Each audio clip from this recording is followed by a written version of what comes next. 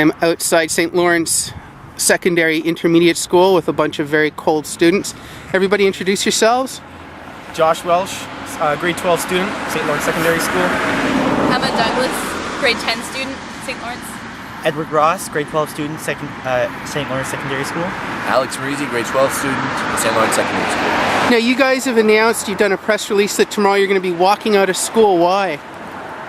Well, we're angry about the ideals that have been passed by Bill 115 and how that's affecting the teachers' unions, and they've decided to do a work sanction where they're going to be removing all extracurricular volunteering for teachers. So who are you angry at? Are you walking out because of the teachers? Are you walking out because of the government? Are you walking out because of the high school? Just because it's fun? We're walking out because we're angry about the Bill 115, so we're fighting against the Ontario government. Okay. Can you tell me a little bit about Bill 115? Bill 115 is pretty much the Ontario government passed it, which pretty much reduces teachers' salaries. They freeze their pays, and also it limits them from going on strike for the classes. So what the OSSTF has done is that they've, as of tomorrow, Monday, December 10th, all extracurricular activities are being cut. Now, us as secondary students, we feel very, very upset about this, which is why we're doing a walkout and student demonstration to show pretty much our frustration and voice our opinions on that. You know, we're not going to be used as pawns in this. It sounds, though, that you're taking the teacher's side over the government side, or looking at the bigger issues. That's exactly what we're doing. Okay, so you're clear on that. You've got this particular group, you guys are definitely taking the teacher's side. Yes. Yeah. Most. Now, where have you got most of your information about the issues? Most of it is word of mouth and research that we've done ourselves on the internet, on the government sites. And, Okay. Do the teachers talk to you a lot about what's going on? They not aren't allowed. Okay. But, you know, just everybody's friends with some teachers. They're not all... Oh Still yeah. not allowed to. Yeah. So what specific elements, like if you guys have done your research and stuff, how does, for instance, let's play devil's advocate, how does the government deal with the huge deficits in the economy that's going on right across the world, not just Ontario? Want to answer that one? I mean, the most I can say is that what they're doing is that they're in a huge deficit for most of the, in all manners. And so they're going to be using this bill as a way to cut money so that they can produce more money to remove the deficit. But the thing is, it's going to in turn hurt the students of Ontario. What if the government said, look, we just can't afford to pay for everything anymore and we've got to cut something? Where would you guys suggest that the government cut? Because it's your futures, and today's generation is spending your money in the future, because even once you graduate and you go to college and university, you're going to be paying the bills for what happens today.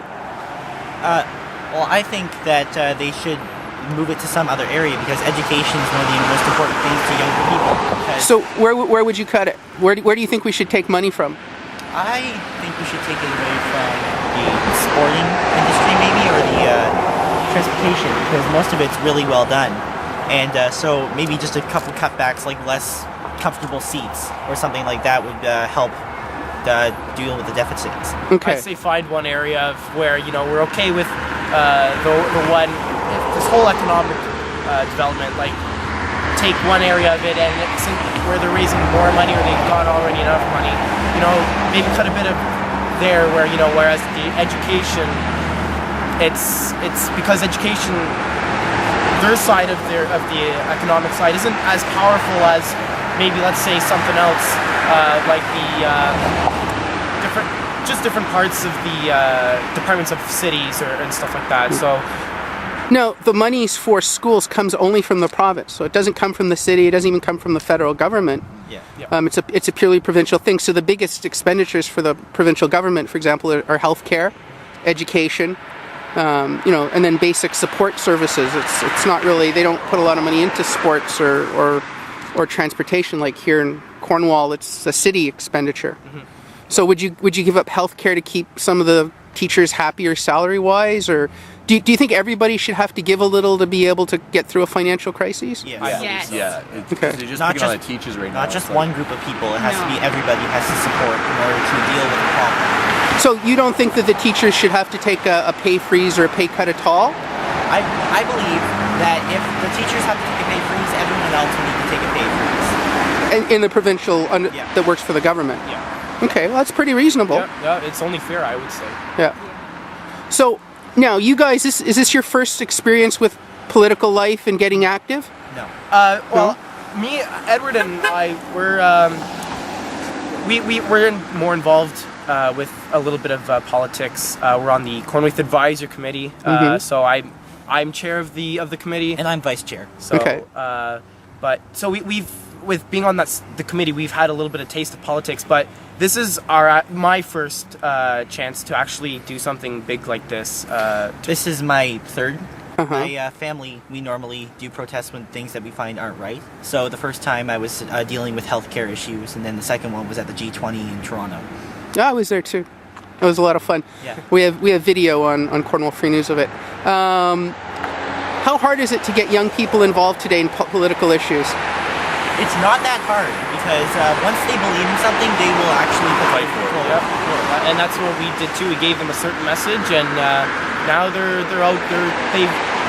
Our generation, I think, is getting pretty knowledgeable in politics and the background of everything. Because even comments that I'm getting back, feedback from all the other students, they're like, well, what the government's doing isn't right. So and they've actually done their background research to support what they've said. Have you guys spoken to any politicians at the provincial level, like our MPP or anyone at Queen's Park, or have you written to the Minister of Education? Well, I've suggested to all students at the school that they should call our local MPP so they can voice their opinions on the issues. And we're also starting a petition to send to the political government. Okay. Now, are you guys talking with some of your fellow schools as well? Is this?